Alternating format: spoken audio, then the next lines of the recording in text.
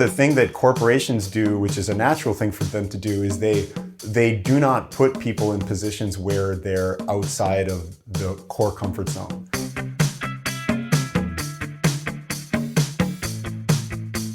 Welcome to the Swisspreneur Show, a podcast about startup stories and learnings from experienced entrepreneurs. Here's your host, Sylvan.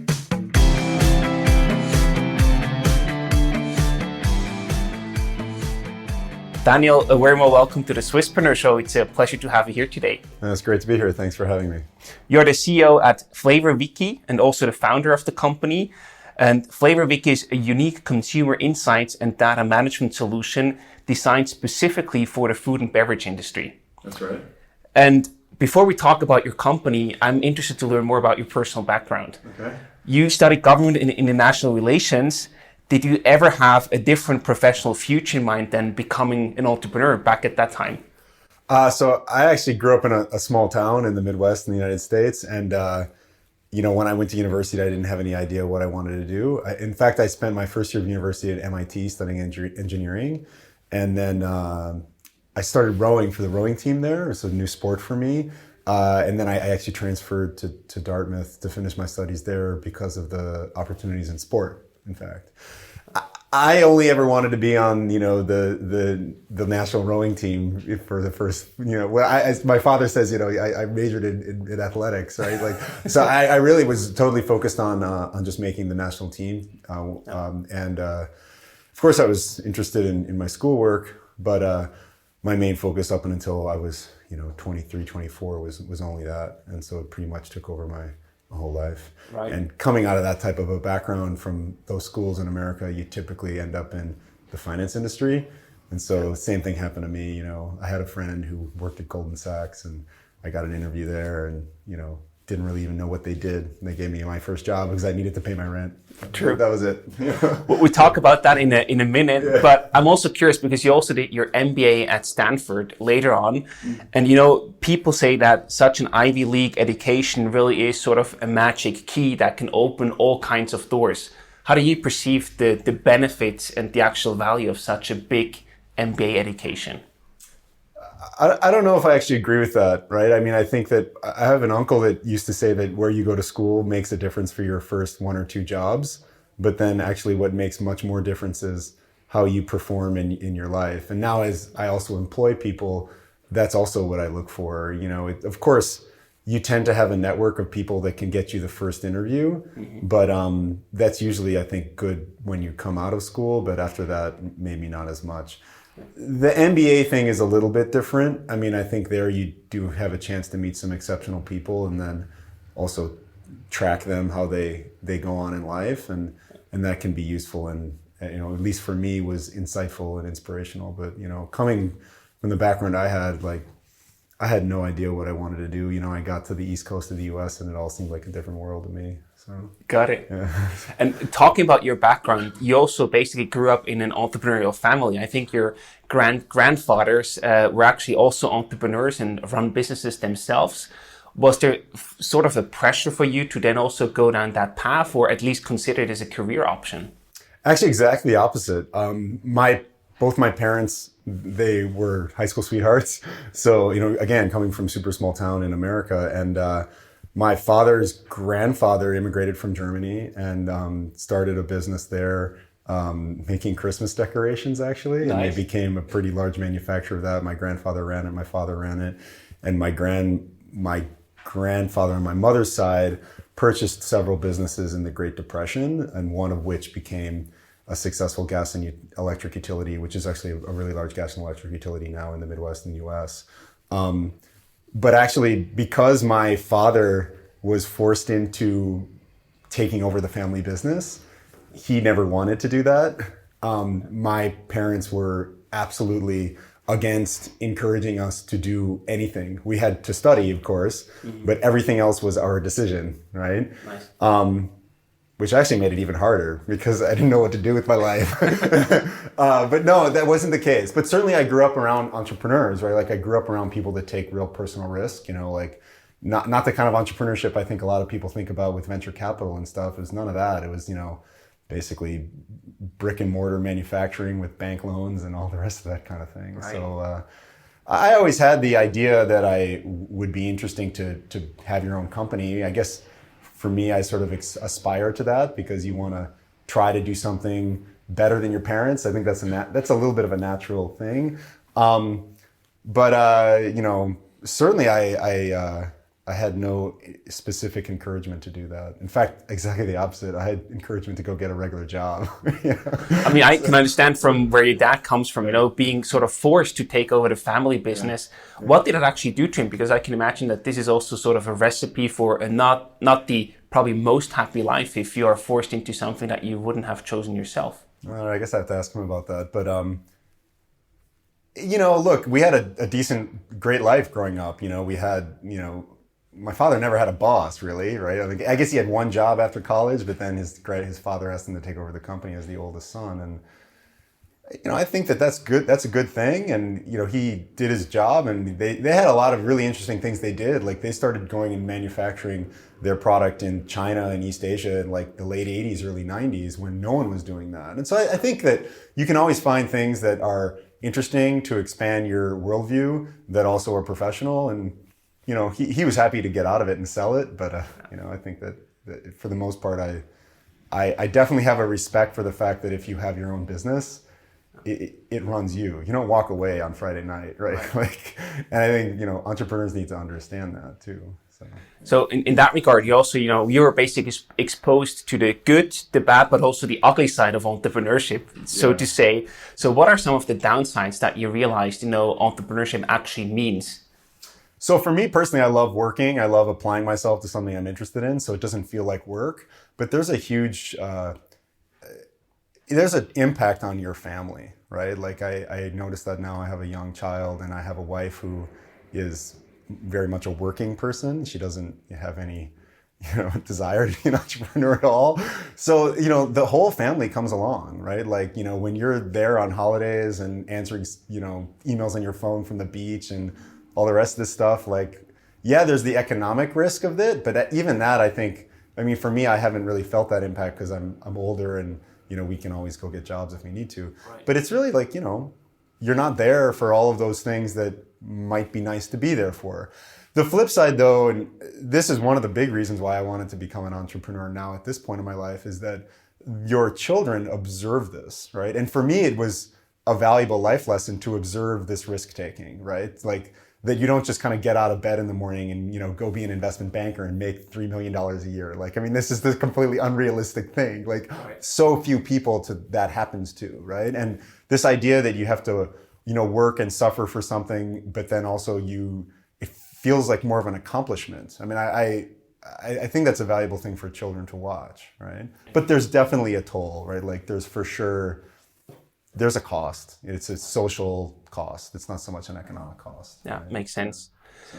And before you chose to become an entrepreneur, you actually went down the other route, so to say. You went down the corporate route. So from 1999 up to 2014, you worked for multiple corporates, some very well-known companies like Goldman Sachs or Deutsche Bank, and also Groupon in the end. And I just wonder, how have these corporate jobs actually taught you or made you a better entrepreneur afterwards? In what way were these experiences and the people that you met there and so on and so forth actually helpful for you to then also jump ship and launch your own entrepreneurial career? So on the positive side, it made me appreciate the capability of being independent and being able to kind of run after things, right? Like the main thing about corporate jobs, and I actually quite like working for other people. I don't have a problem with it at all. Like as long as I'm doing interesting things, I don't have to be independent for me personally. I think though the thing that corporations do, which is a natural thing for them to do, is they do not put people in positions where they're outside of the core comfort zone. Like, yes, you can stretch yourself in some corporate environments, particularly in fast growth companies, it happens. But in a company that's stable, like a bank, they're just not going to put someone who's not experienced in a role. Like that's how you run a company, right? And so if you're someone who really likes to sort of stretch every day and try something new and like learn from it by failing, right? It's hard to find that in a company. And, as an athlete, particularly, at that time, I was really interested in taking risks and having the reward of stretching myself. And I just never got that in my professional world. But man, it's nice to have a paycheck every month, right? Like it's a great thing. Like it frees you up to do other things. So I think I totally appreciate working. I totally appreciate working still. I mean, my wife has a corporate job, and it's one of the main reasons why I can do what I'm doing now. So I mean, I think the world takes all kinds, right? Like, sure.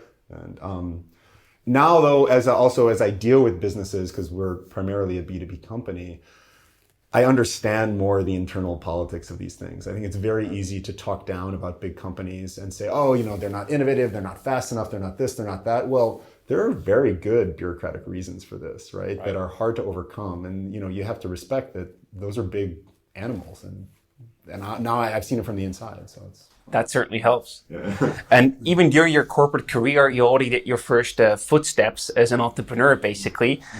You co-founded Botria in 2011, which was an outdoor-focused, recommendation-based e-commerce platform. So how did that idea come about? Why did you decide, hey, now is the good time to launch my own company?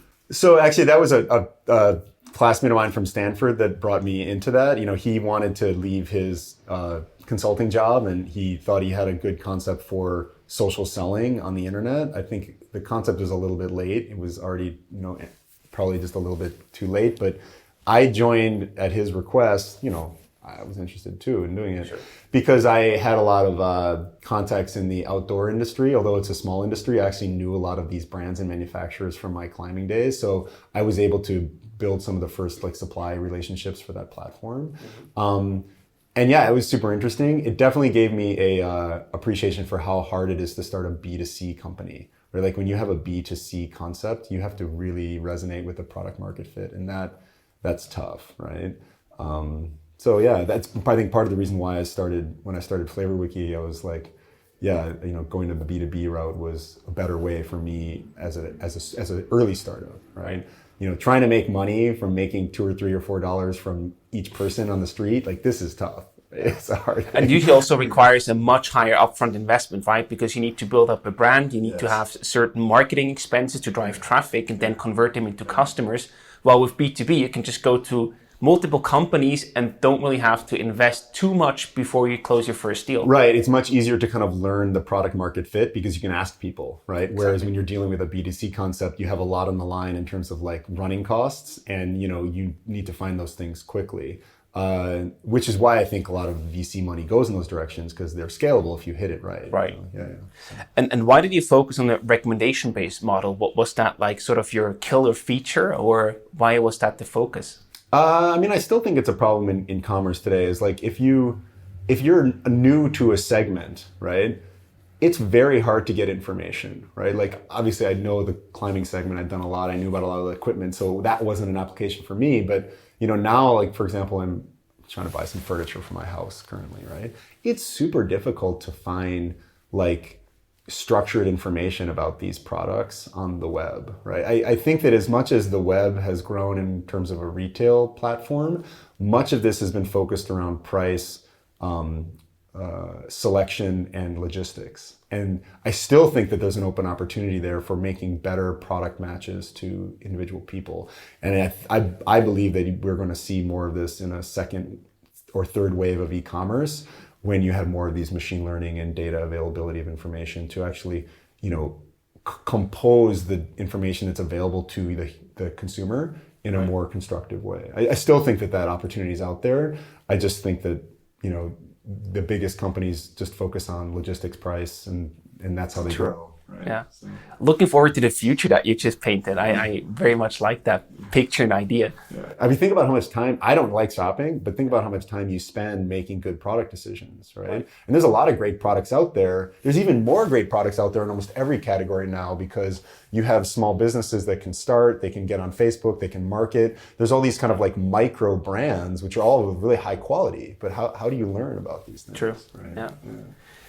But then eventually you decided to shut down Botria, and I just wonder what happened. Why did you decide to end the company? The guy who originally brought me into it was the co-founder. He moved back to San Francisco from London and got job at a company that had just started at that time, which now has been wildly successful. He's still the COO of that. I mean, obviously we're still very good friends, but I suppose I could have gone along with him at that time, you know, because it was just like super fledgling company, but I wanted to stay in Europe. You know, What's the name of the company? so the name of the company is called Ipsy.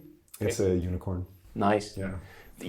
Any regrets not joining him along that journey, or no? Okay. I mean, frankly, also it's like, also watching that journey, I mean, I won't disclose too much, but I mean, even these companies become very successful. Like, it's a grind for the entrepreneurs. You know, at some point, like, even there's also the flip side of this. Like, your valuation can get so big that you don't know who to sell your company to. Right. And then you are basically having to run the company with all the pressure of, you know, remaining profitable, et cetera, et cetera.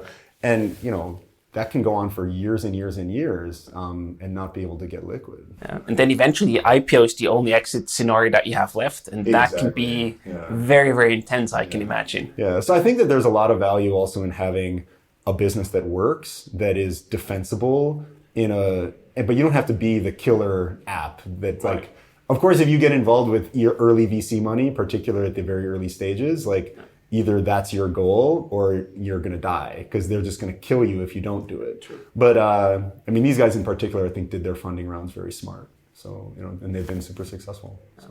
But I think it's calming and also important to notice that, you know, behind every success story that you read in the newspaper or see in social media, it might look like an overnight success, but there's so much hard work, failure, and also ups and downs behind that story that you don't even realize from looking from the outside. And I think the risk really never goes away. It just has different magnitudes, right? Like, how do you measure success? Do you measure success by getting a certain amount of money? Do you measure success by building a company that has sustainable value? Like, what do you measure as success? And at every step along the way, even if maybe you get like a liquidity event and you get a bunch of money, maybe that's not success. Maybe success is I want to see my company grow and thrive.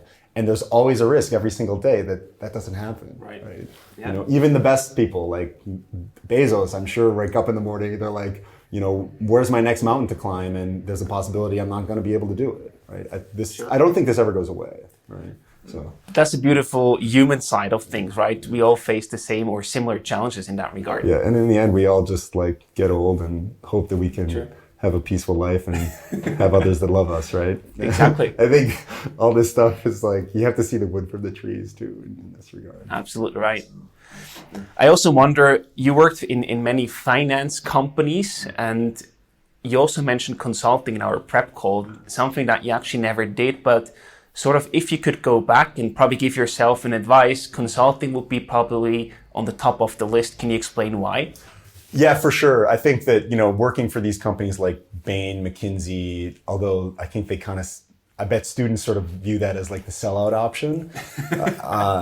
Every boss I've ever had that came from one of those blue chip consulting companies has been a really structured, great thinker, decent leader, you know, smart.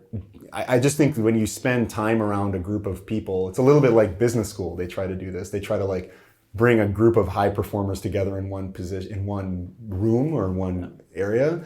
And then all of the different sort of facets of those high performance people rub up on you, right? Because you see, you know, there's no one formula for high performance. There's many people with different angles and how they look at things. And I think that the consulting world is like that. Like there's a high filter and then you deal with a lot of companies and you see a lot of different industries. And that, to me, is even much more valuable than being a financier. And financing is a lot just about like marketing and numbers manipulation and modeling and things like that. But I think in consulting, particularly strategy or operational consulting, you really learn a lot about how to make stuff happen, right? And yeah, that's one thing I wish I would have done, right? I don't think I had the grades for it coming out of college, but you know.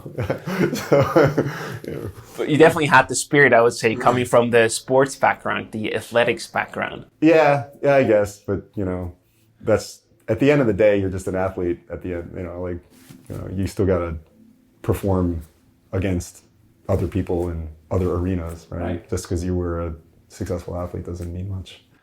What do you think would be a good setup? You know, you finish your studies and then you join a consulting company. For how long should you stay there before then jumping ship and launching your own company?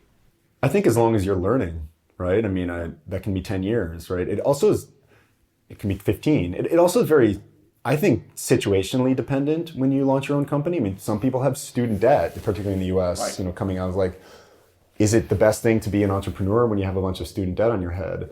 It also can be the confluence of an idea that you really believe in. Like, I love these stories about people that leave university or leave their job. And you're like, well, then I should leave my job and I should leave university because that's what so-and-so did that was successful. But like, yeah, but that was like a particular construction moment in time where that idea and that opportunity and all those things aligned. And when you recognize that, yeah, then you have to just like balance that decision. Right. But it doesn't mean that like, you know, getting into a great university and then dropping out is like the thing that triggers success. That's not true at all. Right? Also there, right? You just hear about the people that actually made that move and succeeded, but you don't hear about the 99.999 other percent that also tried and failed with that move. Yeah. So I think it's very situationally specific, but in my case, I wasn't really like socially and mentally mature enough to run my own business until I was at least 30. So I would have stayed there 10 years, but there's plenty of people in their mid-20s that know what they want and they know how to get it, and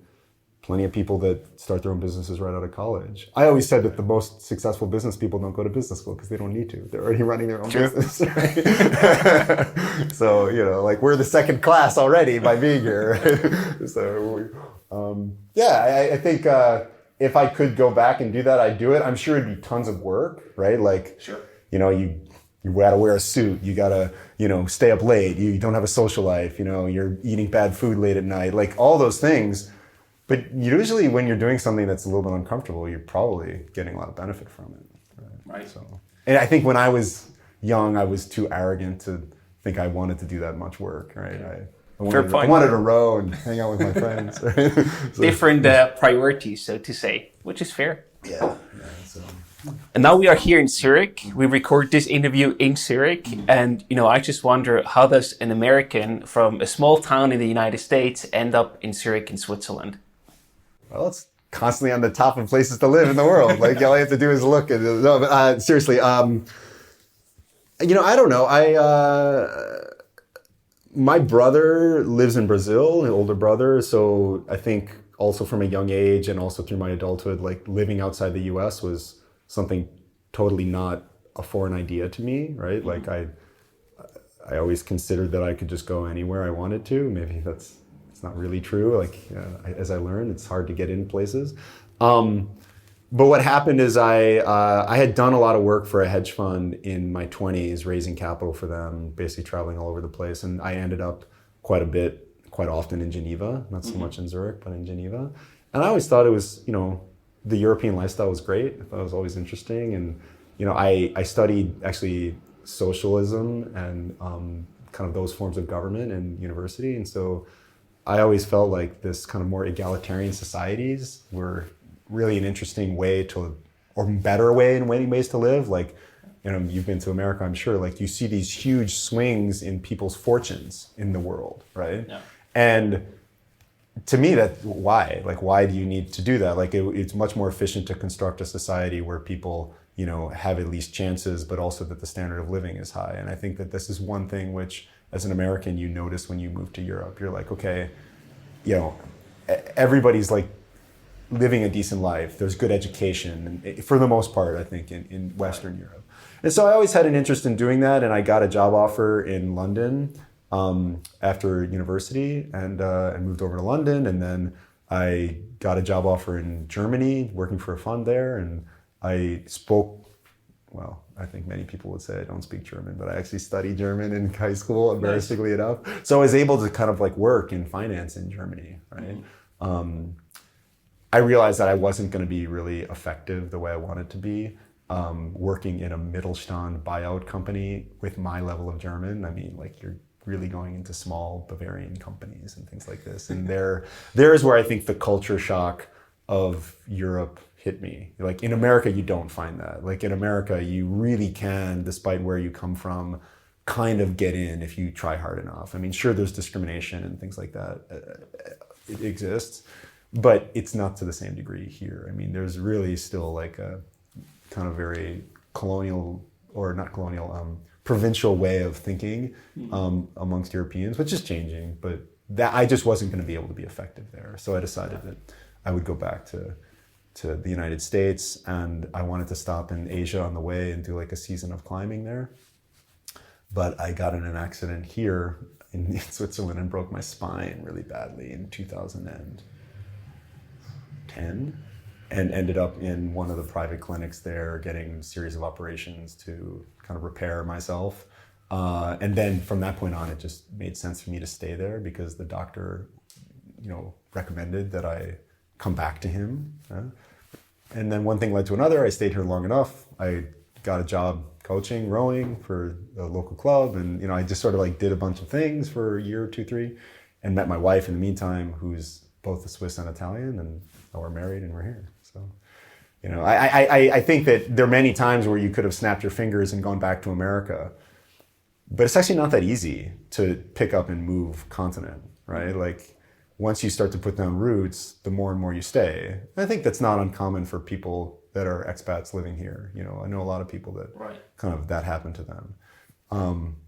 And now, of course, America is a very different place than when I left. And I think also Switzerland and Europe is a very different place than when I came. I think there's a lot more openness and a lot more opportunity to do the types of things that would have been attractive for me to do in America, like start my own company and like be able to build up a company. Like when I got out of business school, even in 2007, like you couldn't hire software developers halfway around the world. Like you just couldn't do it, right? Sure. And so the world has changed and the opportunity set has really changed a lot, which has allowed me to kind of exist here, which is great. Nice. And then in 2015, you actually turned your back on a very successful corporate career for good and said, now it's time to jump into the entrepreneurial world again. Yeah. And you founded Flavor Wiki. Yeah. And I just wonder, how did the idea come about? I think your wife is also a very important part there, right? Yeah, well, maybe the idea. So I when I met my wife, I asked her, what do you do for a living? And she said, I'm a food scientist, right? And I had no idea that such a profession even existed, right? And so she's she works for a big flavor company, and she's been in 15, 20 years in that career. And so I really, over the course of knowing her, learned more and more about how food and beverage products are really made, right? Mm-hmm. And like how those industries work, right? And I just was fascinated by it because it seems like such a simple thing, but it's actually really complex, and it's also really heavily concentrated, particularly in the Western world. Like there's these big oligopolies of companies like Nestle and Mondelez and these companies. And even on the supplier side, there's only like 4 or 5 companies that supply like almost all of like the wheat and grain and things like this that go into our food. So when you think about the fact that you might think you have choice of what you're going to buy, right? But you actually really don't. Migros and Co-op decide what you're going to buy because you're not going to travel to France to buy your food, right? True. So I think that those kind of strategic interactions of how that concentration of those players in the industry were articulating themselves and the way that the products were actually coming to the consumer was really super fascinating to me. And I could recognize right away that it was an industry that was really not disrupted. It was not at all digital. It was, also because the cycles of change in the food industry are very long, because food is an emotional product. You tend to eat what you eat when you're a kid, and so people change their consumption habits very slowly. So I could just sort of see like, okay, this is actually something that will change, but it won't be like Uber, right? Won't be overnight, right? And so for me, I was kind of like, that's very interesting. Like, of course, it was just dinner conversation at first, right? But then as I started learning more and more about it, like kind of the lack of digitalization in this industry, I recognized that there were probably spaces where someone with my background and my skill set could do something which was unique, and where maybe current players in the industry maybe wouldn't have as many ideas, right? And for me, particularly living in Switzerland, that was really important, right? Like I didn't want to go into something where like somebody on the street in San Francisco could just think up the exact same idea and have the exact same access to this information. Like I really realized like, okay, I have unique access to learning and information. And then of course a network, like as I networked into the business, like we've learned so much about what we do from the companies we work for, right? And it just seemed like a good industry for me to think about doing something in digital because that was obviously what I was into at the time. I think it's the thing to be into, by the way, now, like for the next 30 or 40 years, like you can't really go wrong in digital and AI and things. And that's kind of how it happened, right? And my wife plays absolutely no role in the business commercially. She like almost also kind of refuses to speak about this because there's a lot of confidentiality issues between all these things too. But there's no doubt that I would never have even known about this stuff had I not met her. But I mean, that's not the most beneficial thing about my relationship with my wife, but it is something that did happen. I don't think it's uncommon, by the way. Like typically, I think that good ideas come out of spaces where you have no domain, right? Because the way you think about something that you're very familiar with is usually the status quo, right? Like thinking very differently about something that you've spent your whole life around is unlikely. I just think the brain doesn't work that way. But when you see a new thing, which you're very naive about, and you say like, oh, why don't you do it this way and that way and this way? Like there's lots of reasons probably why that won't work or might not work, but you come up with ideas because of your lack of knowledge about that space, right? And that was something that was important to me. And what was the specific gap that you identified where you said, hey, this is a solution or a problem that I can solve with my company? So the original problem I was thinking about was back to this retail component. It's like so if I ask you how bitter your coffee is, right? You're going to give me some number on a scale of 1 to 10, which is an abstract scale of some sort, right? But actually the bitterness of your coffee or the smoothness of your coffee or these sort of ways in which we describe abstract things like taste, smell, touch, emotion, they're not hard things. Like this is a glass. I can explain to you this is a glass, it's clear. And you know what that is right away. But if I try to explain to you the way a wine tastes, it's just a bunch of jargon, right? And unless you're trained in the same jargon that I have, like you really don't know what that means, right? And I was like, look, the number one reason why people buy food is taste, right? Like the number one reason why you repeat purchase a product that you eat is the taste. Like doesn't matter what the health benefit is, the vast majority of the population just won't buy it, and it wasn't related to taste. And I said, well, look, we could figure out a better way to help consumers buy these products, right?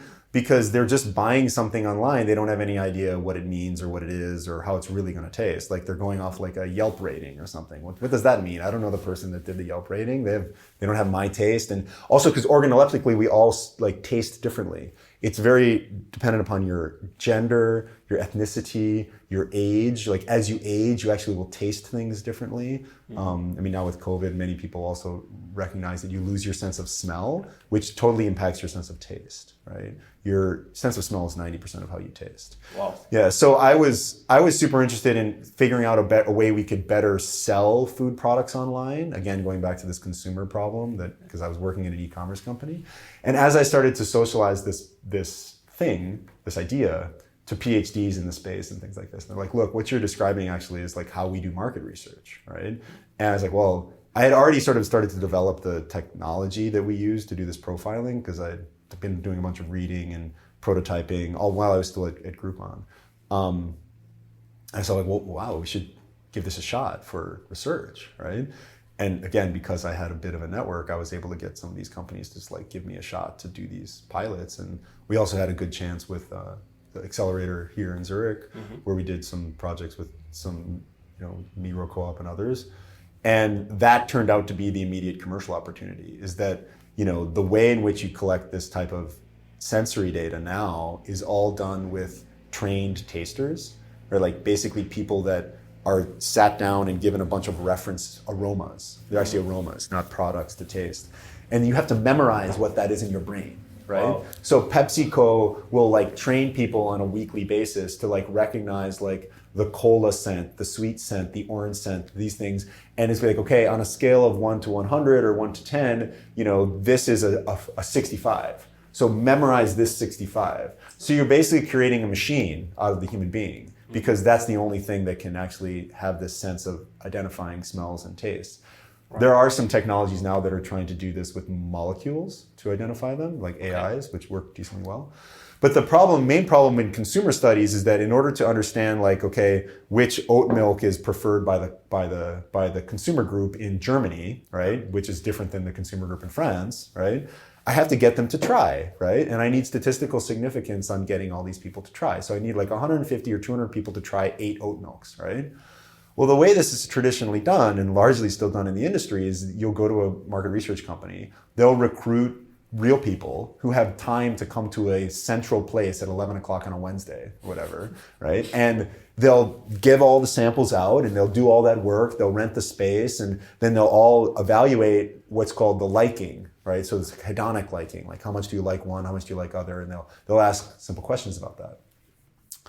And so then they'll figure out, okay, like these are the dominant products in the space, or they'll also figure out, okay, of the samples we have, this one is the winning one, right? This is how big companies develop their food products. Right. But then they have to also measure what are the aspects of the taste, texture, aroma that are driving that preference. And for that, they need to go to one of these trained panels, right?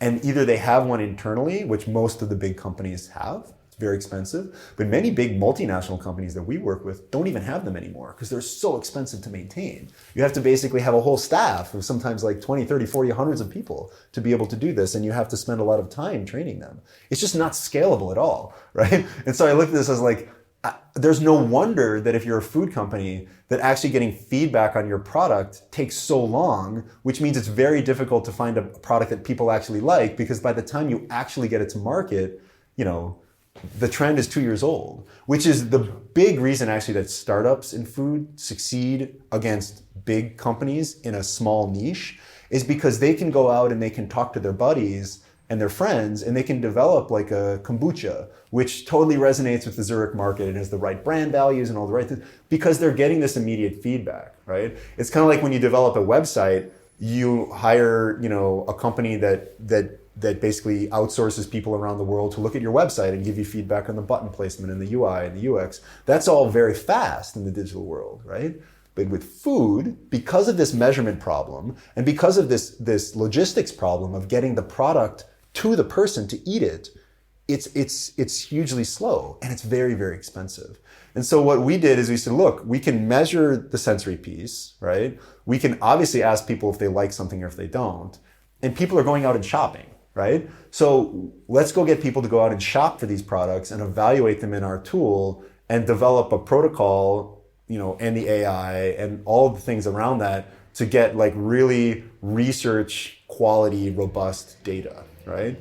And this took like 2 or 3 years to convince food companies to work with us enough to figure out exactly how to make the approach, not only accurate, I think it was always pretty accurate, but also figure out how to make sure that approach and our delivery of that data and the reporting and everything fit into their internal way of working. Because, again, it's a big machine, right? Like they have all these different components and they all have to work together correctly. And so that's kind of how that journey started and why we more or less are a market research company today. Like we have a global community of consumers. We have a protocol of how we get these communities to work. Like we have a whole UI in our app, which is always getting better. We're always figuring out, trying to figure out ways in which we can grow the community bigger, but also monetize the community. Now we're actually starting to monetize the community from a B2C perspective. But the main source has always been get consumer access fast, get high quality data that's easy for the food researcher or for the marketer to use right away, right? And that's more or less the product, right? It's a pretty unique niche, but it's nice to be in because it's tough to get this right. And it tends to be pretty sticky, right? Like, because when you're working with a B2B company, like they don't change suppliers very often, right? And so we've just been growing naturally that way, trying to continue to focus on really doing the best job we can for the customer, which is important in our industry. Like word of mouth is the key thing. Like we don't do a lot of marketing. I don't have a salesperson. Like people want, you have to prove you do a good job. So the best thing you can do is focus on doing the best job you can for your best customers, right? And then they become your advocates. Yeah. Super fascinating. Before we continue with the show, we would like to introduce you to our new partner, Nuco. Nuco helps founders navigate the paperwork that starting a company involves.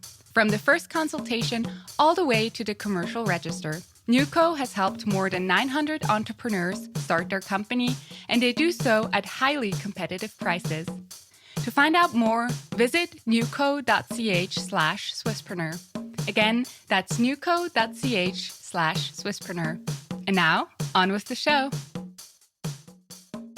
I just wonder, like, what's the business model behind it? I mean, now you focus on the B2B case. Of course, these big companies are your clients, but what's the business case behind that? How much money can you save them with such a setup? Because that's super interesting, the way that you just described it. This is really a revolution in that specific niche that you're tackling there. Yeah, so our goal as a company is actually to put ourselves out of business, right? In the sense that like the price of this type of research is very high in the market, which allows us to make a pretty good margin because our cost of execution is low. Obviously, our cost of technology development is very high. So, although we are quote unquote profitable, but not very profitable. I reinvest everything into the business.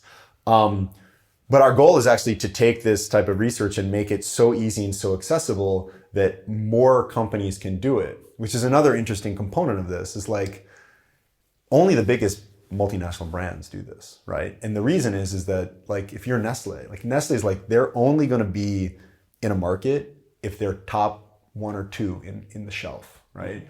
Otherwise, they just exit that brand market, right? So they want to dominate the shelf space, which allows them and other brands like them to have a negotiation power with the retailer, which is very important because access to the product is actually the most important thing to being successful. Like you can have the best product as a startup. If you can't get in the shelf, you have a huge problem. So where we actually help some startups that do work with us is to build data that helps convince the buyer in the grocery company that they should put it on the shelf. Because these buyers are also making very like crazy decisions. Like I've been in meetings with these grocery buyers and they'll take like, oh, this is like a new jam, like from some place in Appenzell or whatever. Like they'll take the spoon, they'll be like, that'll never work. Get it out of my face, right? Like it's really like that. Wow. Like, so you have an entrepreneur who's put all their effort into making a product which is really, really good, but they just can't get distribution. And if you're Nestle, you don't have that problem because you have so much money and so much flow that every new product you bring online, you can get distribution. So their problem becomes like making sure that product is really working, and then they can put all that marketing dollars behind.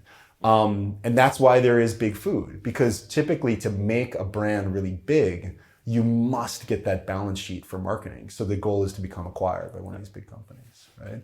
And so the goal I have like kind of from an ethical perspective is like, this should be democratized. Like you should be as easy as you need it to be as a startup with limited resources. You should be able to get the same capacity to evolve your product, to market it, to get the data that you need about that food product as a big player, right? At least we can help them measure, like level that playing field, right? So our goal is to actually make, as I said, put ourselves out of business. But ultimately what we'll do is we'll monetize the community of people, right? Because we have really engaged people, and then we have even more engaged people who don't like to review products, but are very happy to avail themselves of a product recommendation that's using our data, right? Got it. So that is, basically long-term more of how we intend to grow, and it's also our investor story in a way. It's not clear that that's gonna be so easy in the B2C concept. What we do now from a B2B perspective is nice.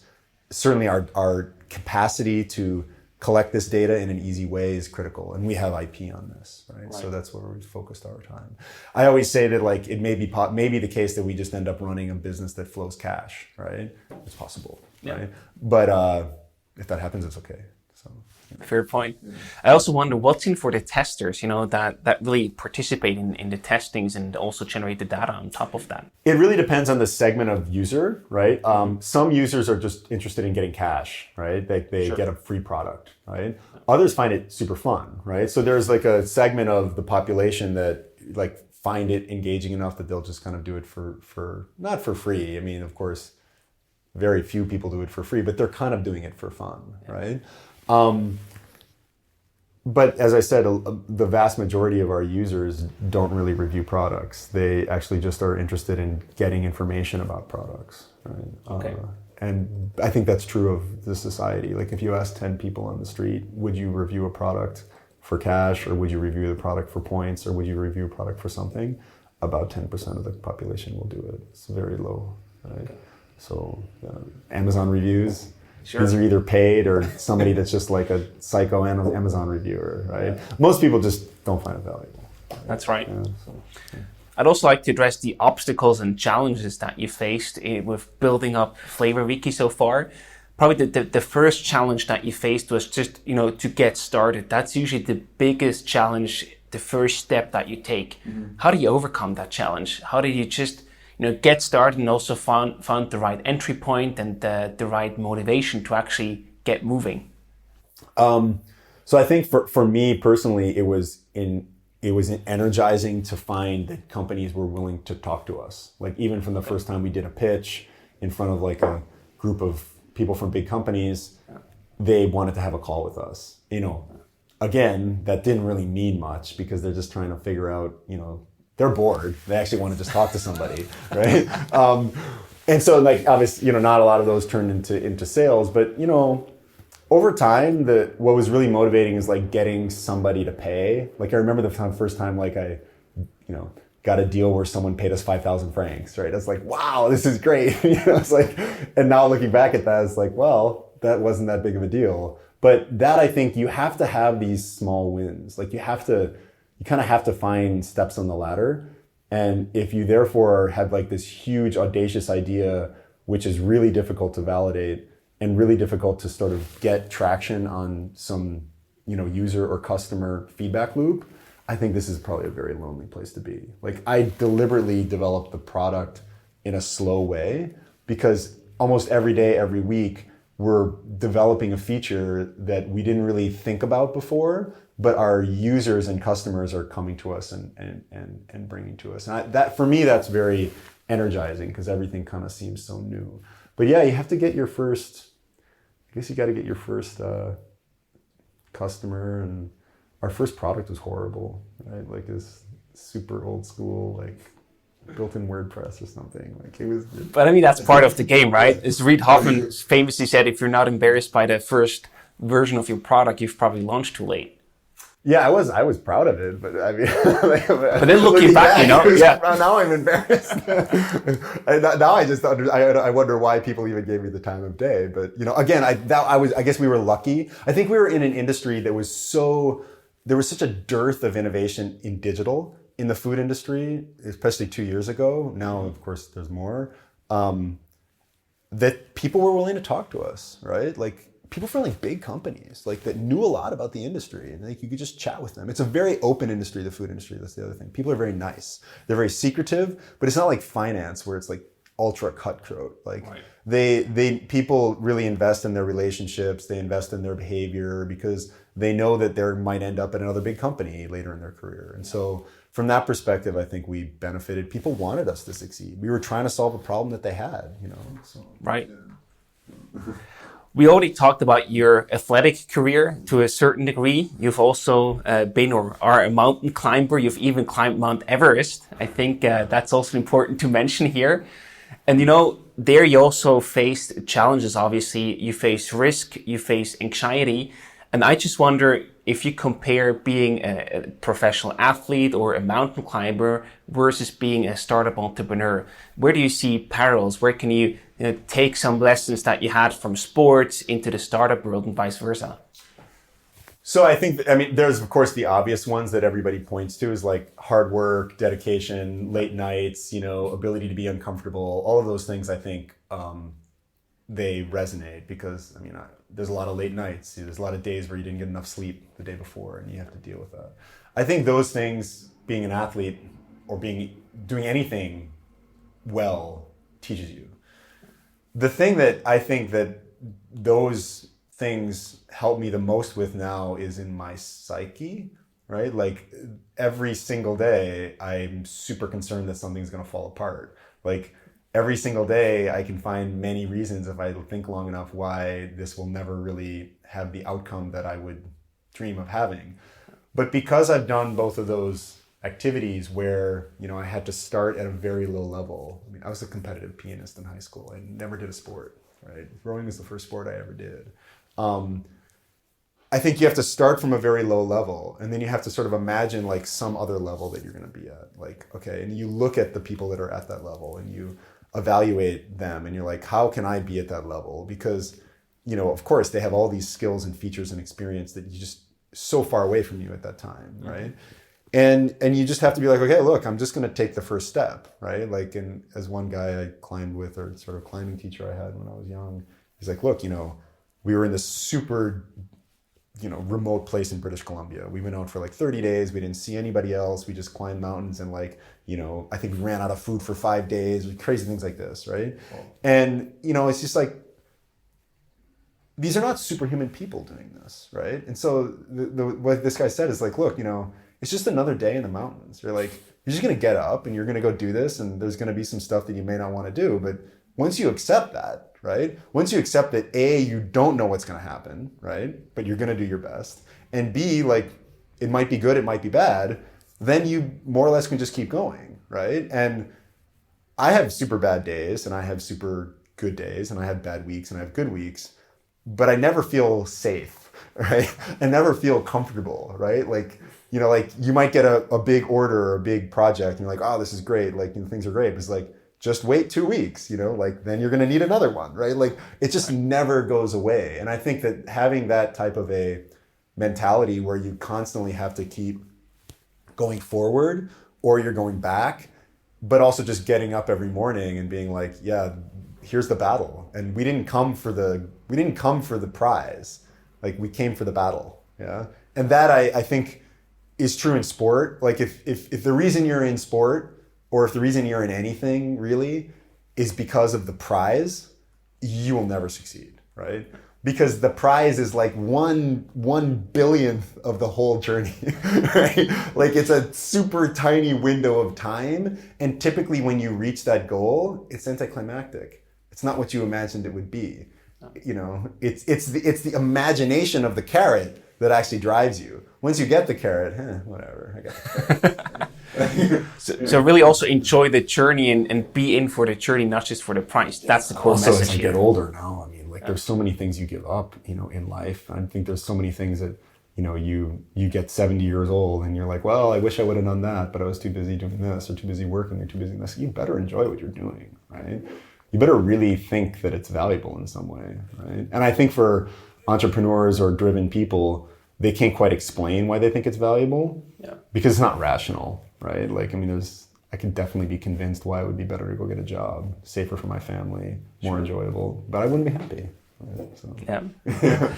You also spoke about the tough days, and you probably also had some tough nights. And I can imagine, you know, people listening to this, they're also startup founders that obviously deal with some form of anxiety that they don't know how to cope with. Do you have any recommendations there coming from your business life or your sports life? Some lessons that you can share about how to deal with that?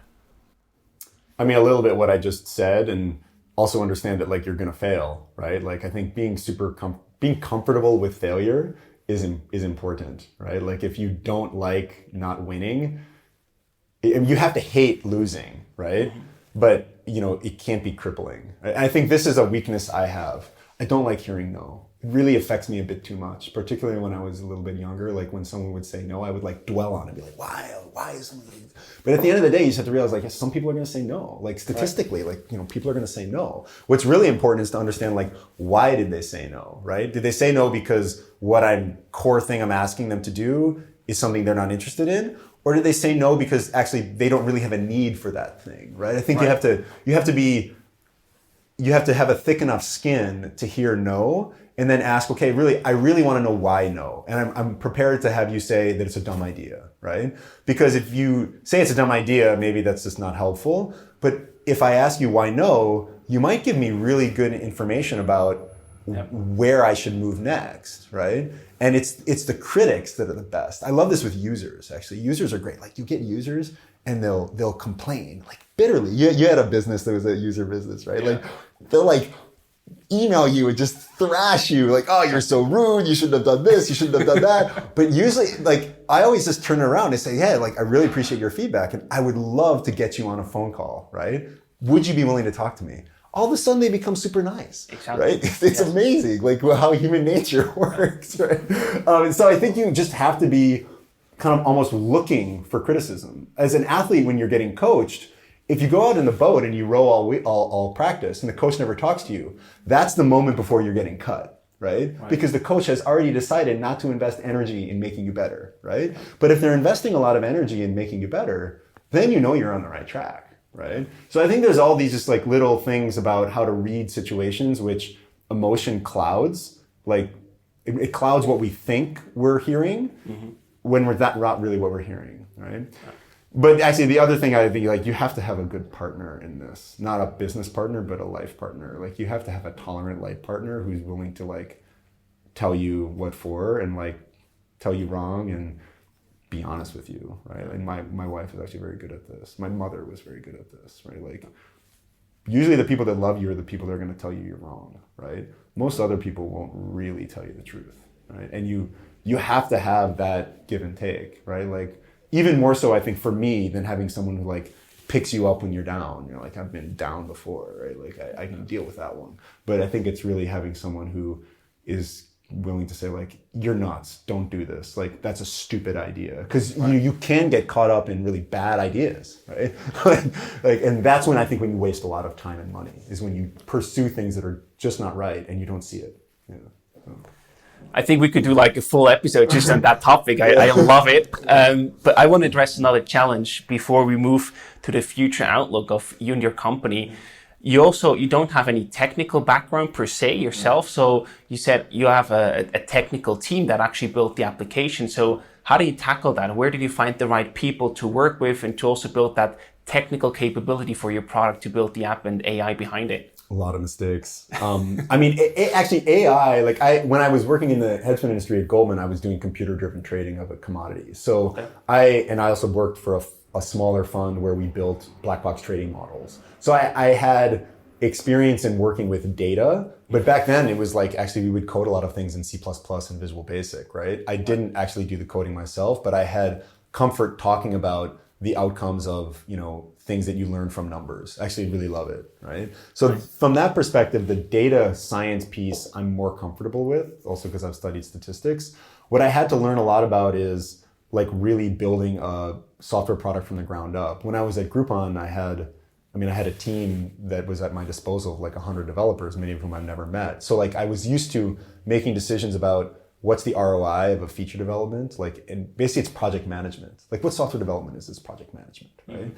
And there's plenty of different tools, but I run the development team and I've made huge amounts of mistakes and wasted time and energy because we didn't have like the right deployment schedule or like we weren't using the Jira thing the right way. Like I just had to learn it all, right?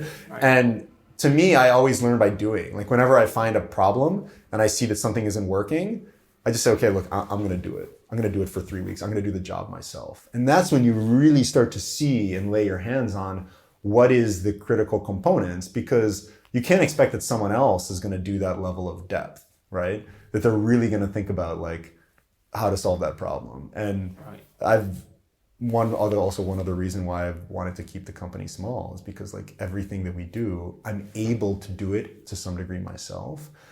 Certainly I don't know how to write code. Certainly I don't know how to like restart the servers or things like this, but I've through trial and error built up a team of people that I trust and redundancy and things like that. So. And then the people that you work with on the technical side, is this like an agency? Do you hire them directly? I hire them directly as okay. Consultants. And where did you find them? Through your network or? Network, internet, recruiting. I mean, actually you can do a lot these days. I mean, again, like God bless so many young entrepreneurs, like I work with a recruiting agency in Asia that like the woman used to live in Zurich, right? And, they went out there and they started a recruiting business because there's just so much talent out there. And actually, as a person in my position, you need someone to help you sift through that and develop a recruiting process and an HR process. And these are the types of things I'm talking about that like just didn't exist 10 years ago, right? Imagine what it will be like in another 10 years. Yeah. Like it's really scary, actually, like the competitive nature of people. And once you give them the tools to sort of break down these barriers that previously only big companies could overcome, you actually can get a lot done, right? And I think that the question, of course, is like whether or not these big companies will really survive, and what is the best solution. Like Facebook is probably not the best solution for online advertising, right? But that's just because they're huge and they became lazy. There's probably lots of other great solutions that will come up that might be more fragmented, right? And I think this is just the world we're going to live in. Like you're going to change. You're much younger than me, but like you're going to change roles and jobs and projects so many times in your life, sure. right? Like it's very rare that people will stay at one job now, I think, going forward in the future. Agree. Yeah, let's talk about the future. So you currently, Flavor Wiki grew 400% in 2020, and you're also profitable and bootstrapped. So I think that's a really nice achievement. And I just wonder, what are your goals and plans for the next few years? Do you plan to take on any investors? Do you plan to launch additional products? What have you in store for us for the next few years? Well, I mean, it's nice that we're bootstrapped, but we also have the characteristics of a bootstrap company. I mean, we still really do a lot of things on our own. We're about to take on our first investor is actually just a private person that I know who I felt would be a very good complement to my skill set.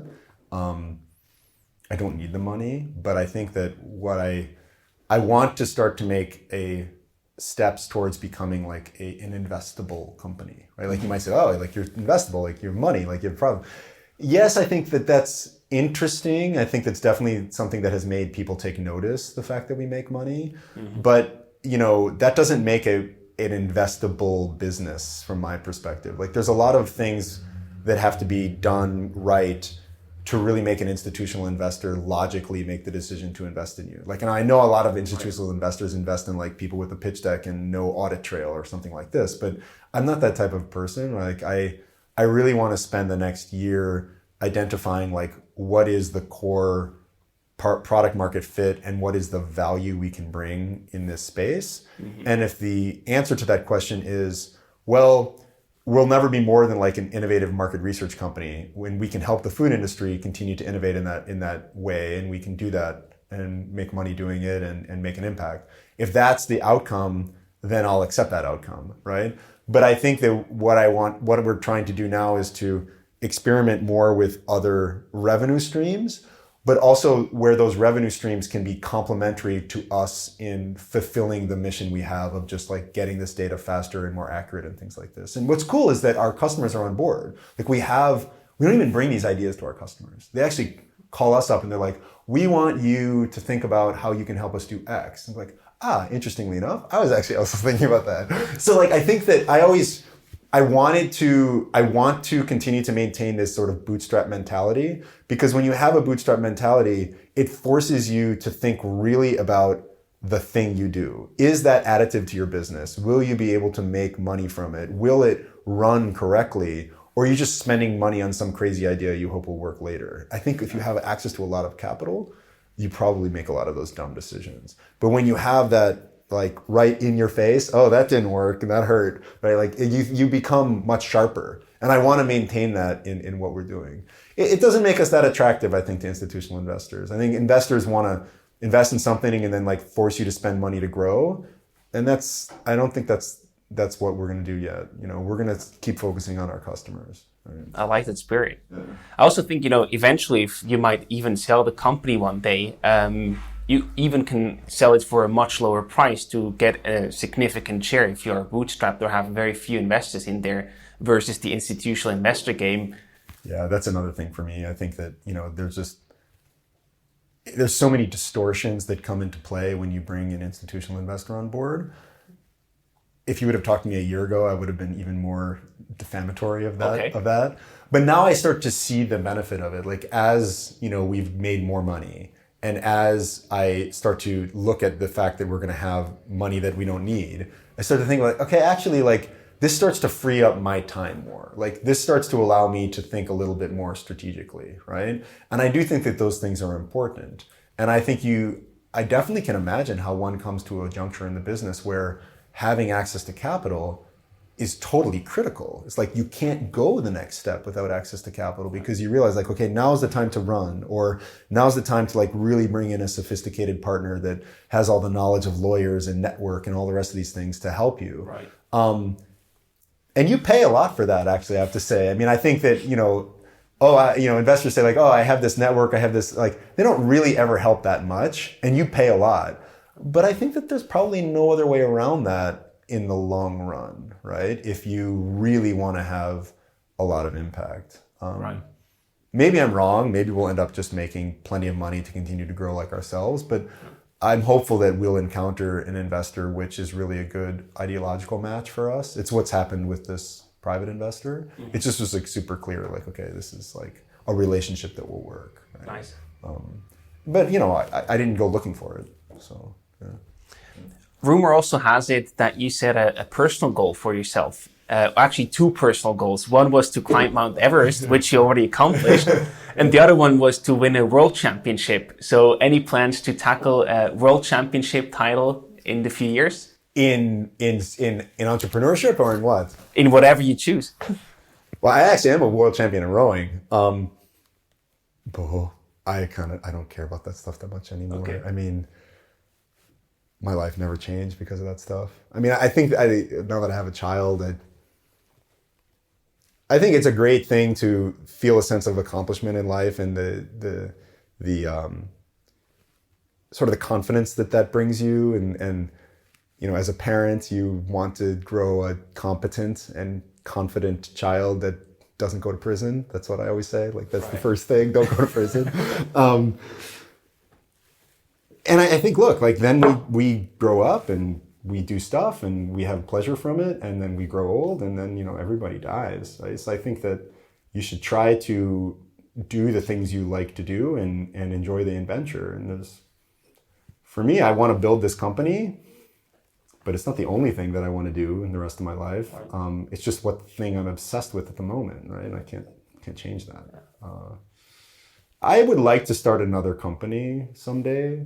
The main regret I have is not becoming an entrepreneur earlier, right? Okay. Like this path, you know, you talked about, like the perfect path looking back would have been like, oh yeah, become a consultant, learn a lot about these things, and then go out and just like trying to start businesses, because it's super fun, right? I think I'm a bit old to do that many more times. But other than that, dude, I want to, like, you know, move to Florence and ride my bike every day and drink great coffee, like start a microbrewery. Like, that's what I want to do. That's cool. But no plans moving back to the US? No. I mean, if it happened, that would be fine. I mean, I think I could be comfortable there. My wife has family that's close here, and family's important to her. So my son is like fully European now. I mean, he speaks 4 languages already. And like, awesome. I mean, for me, I think it's so much more diverse to grow up here. Mm-hmm. Clearly, to have the option to go get educated in the U.S. or to do business in the U.S., that's great. But you know, I wouldn't plan to move back there. I can't even think of a city anymore that I want to go to. Right? But who knows? Things could change, right? Sure. Like, stay flexible. Yeah. Who knows? Like, you know, things went kind of this way in America. They can go this way in America too. Absolutely. Right? So yeah. So we always wrap up the episodes with 2 more question sections. The first one is about your personal gadgets and resources. Mm. Are there any books or blogs, podcasts that come to mind that you can recommend to our listeners? So I'm like a really kind of obtuse consumer of information. I don't read that often. I read a lot on the internet, but I don't read books. That's kind of embarrassing to say. I don't typically have time. I do have 2 podcasts that I listen to when I'm, you know, working. One's called How I Built This, which you probably know. Fantastic one. Yeah, I think what's very interesting about that is that every once in a while, like, they have enough diversity of different types of businesses that you can kind of like relate to, like, usually one part of almost every episode. Right. I like that a lot, and so that's one I like. I also like one called Waking Up, with this guy called Sam Harris, who's a Stanford grad. Many people don't like him. He has this like unique political views, but he's kind of like you'd call him like a very critical thinker, right? And this, I think, is also important when you're building a business, is like, if you establish that you want to operate in a certain way in your life and in your business, right? You have to examine how you're operating yourself, right? Like, you have to examine your own personal behavior. And, you know, he interviews a lot of politicians and people like this that, you know, he kind of looks at the world that way, and I enjoy that. Right? Cool. I think it's... I'm definitely going to check that out. I haven't heard about it yet. I mean, he has some controversial views, if, you know, he's... Sure. Yeah. It's interesting to see, and then you can do whatever you want with that, right? Exactly. I mean, I think what's interesting is like how you process the information in the world, right? Like, and this is going on now with all this craziness you see politically and the distortions in the media. And I don't even go on one side of the issue or not. Like, I don't say like this is a conspiracy theory, that's a conspiracy theory. It's like at the end of the day, like you need to try to process the information you have. And that's all you can also do as an entrepreneur. Like you can only make decisions on the information that you're able to get, right? Sure. And so if you exercise the way you think about the information available to you, maybe you become more effective. Yeah. So the very last section are the rapid fire questions. I either give you a short question or a selection where you can choose from. Are you ready? Sure. So the first one is lake or mountains? Mountains. That makes sense. With your climbing history. Mount Everest or world champion? Oh, climbing is was far more satisfying. Okay. And where do you actually go to think? Oh God, that's almost embarrassing. I go running, right? Okay. Actually, yeah.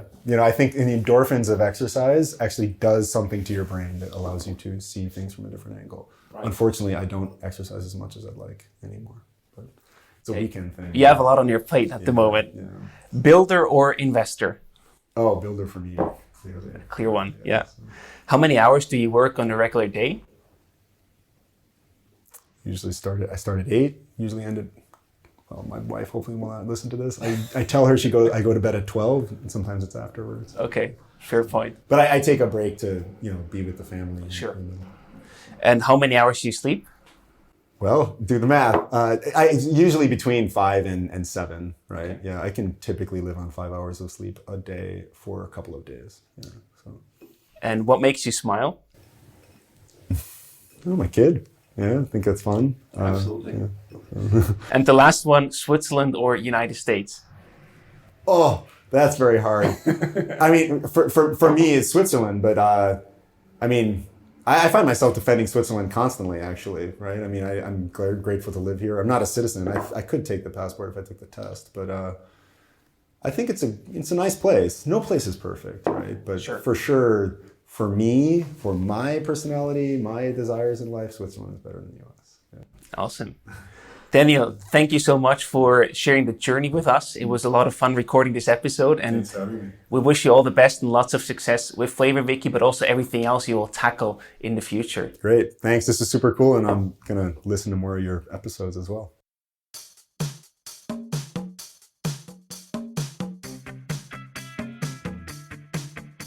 We hope you enjoyed today's episode. If you did, you can support us by rating our show on Apple Podcasts. This way, we can reach an ever-growing number of aspiring entrepreneurs.